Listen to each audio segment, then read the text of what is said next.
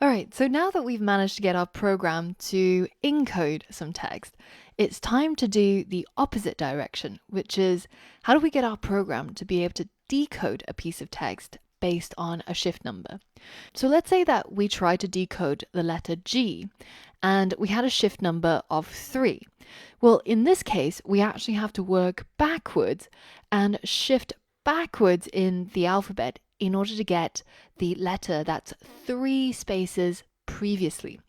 So go ahead and open up the step 2 of our Caesar Cipher project. Now we've got all the code from the previous lesson, and we now have to complete 3 more to-dos to complete the decryption part of our program. So the 3 to-dos are, you're going to create a function called decrypt that takes also 2 inputs.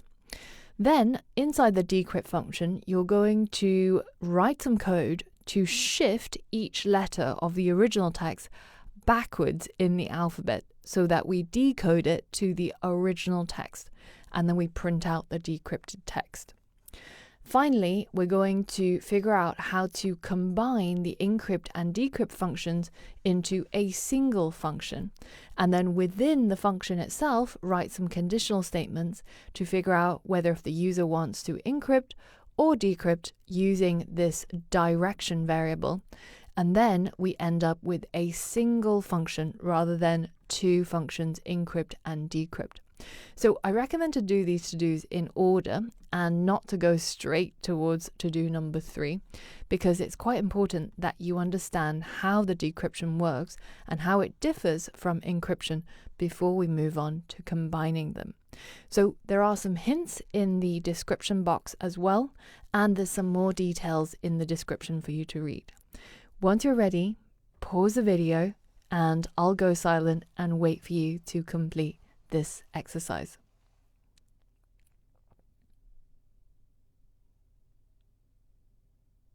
All right, hopefully that went really well for you and you managed to figure it all out. It's really, really hard. So all of these projects are really hard because they don't just rely on what you've learned in class. They also rely a lot of thinking outside the box, a lot of Googling, a lot of figuring things out, and also that key skill of engineering, which is breaking down problems to small enough a problem that you can solve. So there is no way that you would be able to just breeze through any of these projects. So don't feel bad if that's not happening. But now I want to go through the solution with you in case you wanted to check your solution or you need a couple of more hints to figure out what's going on. So the first thing we're going to do is to create a function called decrypt. And this function is again going to take 2 inputs, the original text and also the shift amount. So now that we're passing in these 2 variables inside the decrypt function, we're going to shift each of these letters by the amount that is required based on whatever it is the user wanted.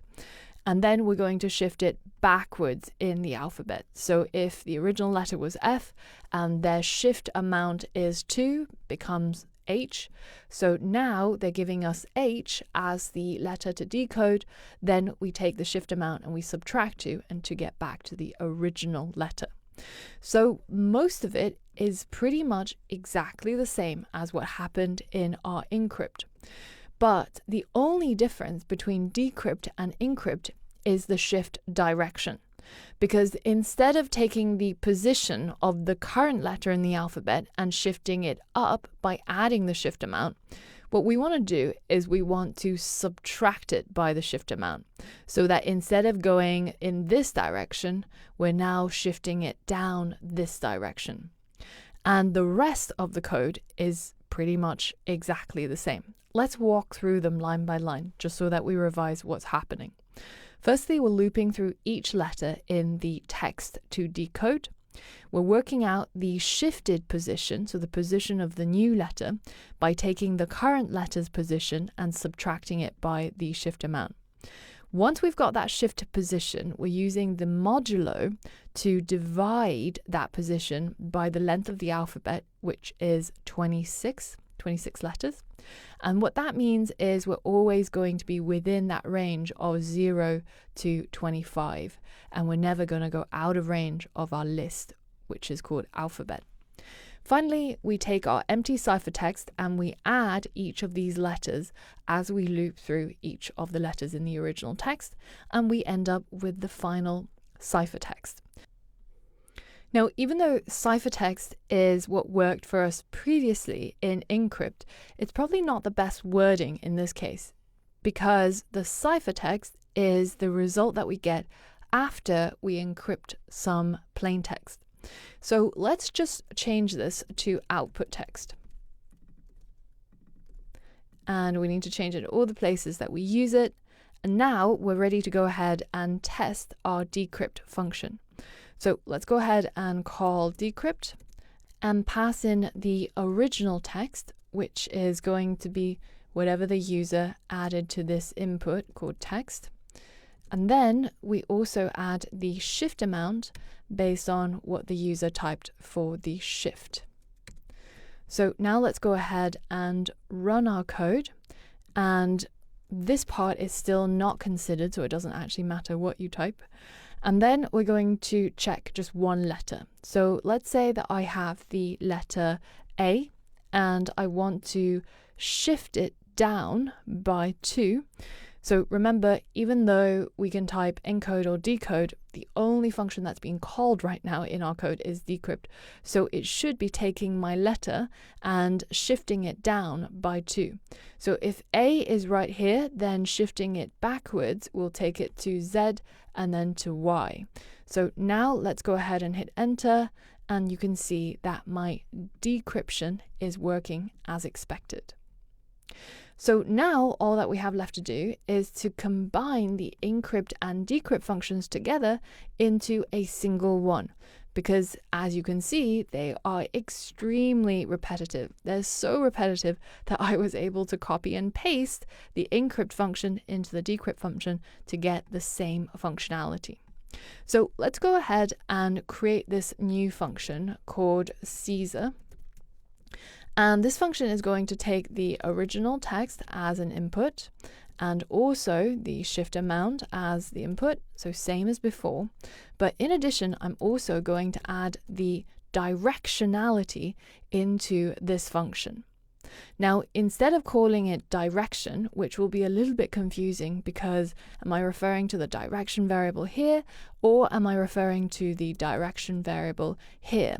And you can see as soon as I write that, PyCharm is already giving me a warning telling me that it shadows the name direction from the outer scope, which means you're trying to create a new variable name that's only going to be used inside your function, but you've already got this variable name declared outside.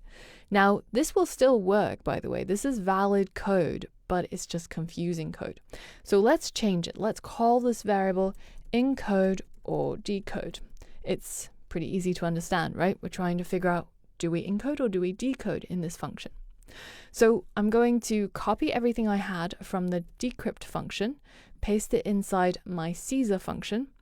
And now what I want to do is to change it so that whether if the user wanted encode or decode, I will make this function do the exact thing that they want and encode or decode the text. So what is the difference? Well, the only difference really is this line right here. Either we subtract the shift amount when we're decoding, or we add the shift amount when we're encoding.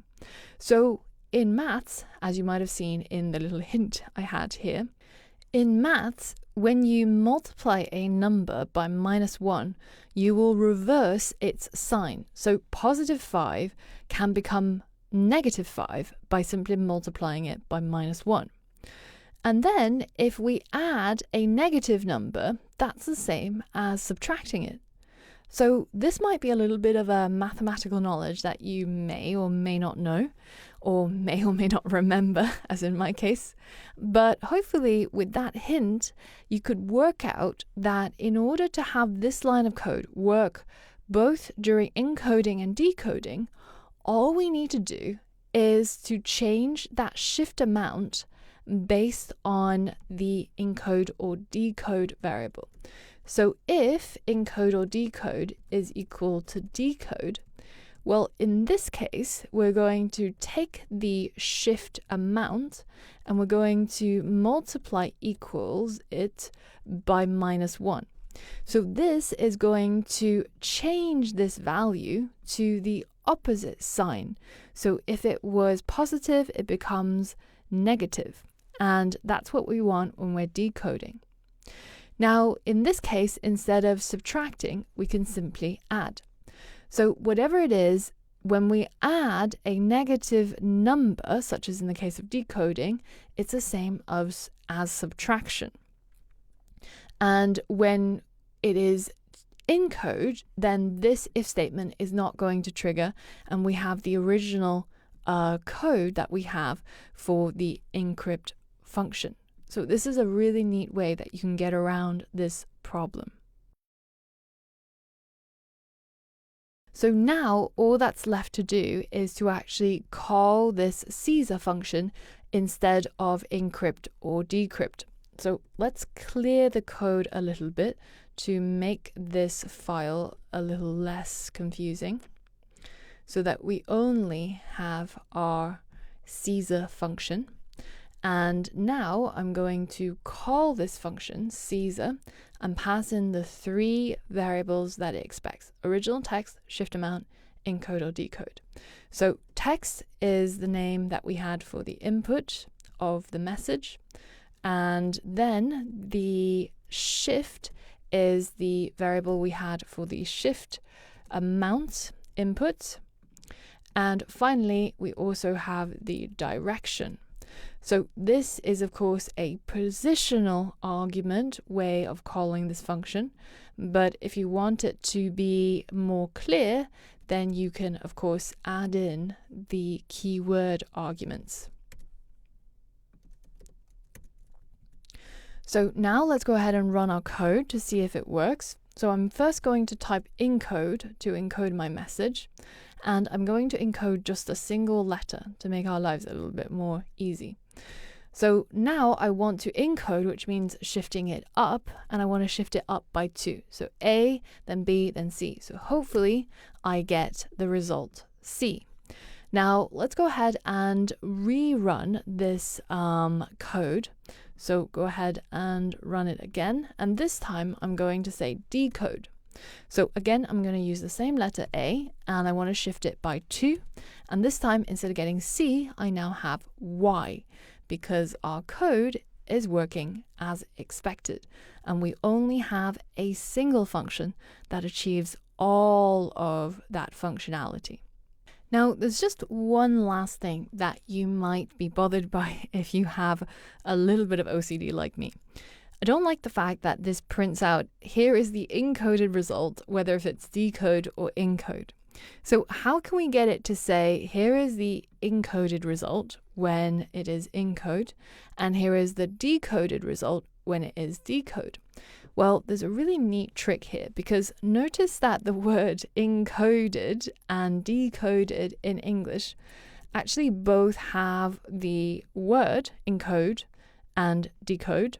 And the only thing that they have in common is the D to represent the fact that it happened in the past. So for us, it's as simple as simply taking this part, adding in the encode or decode variable, adding D at the end, no matter which one it is, and this F string will now print out encoded result if it is encoded, and it will print out decoded result when it is decoded. So hopefully you managed to understand what's going on in the explanation, or you already got it by yourself anyways and you're just watching to check. But once you're ready, we're going to move on to the next step and complete our Cipher program. So for all of that and more, I'll see you there.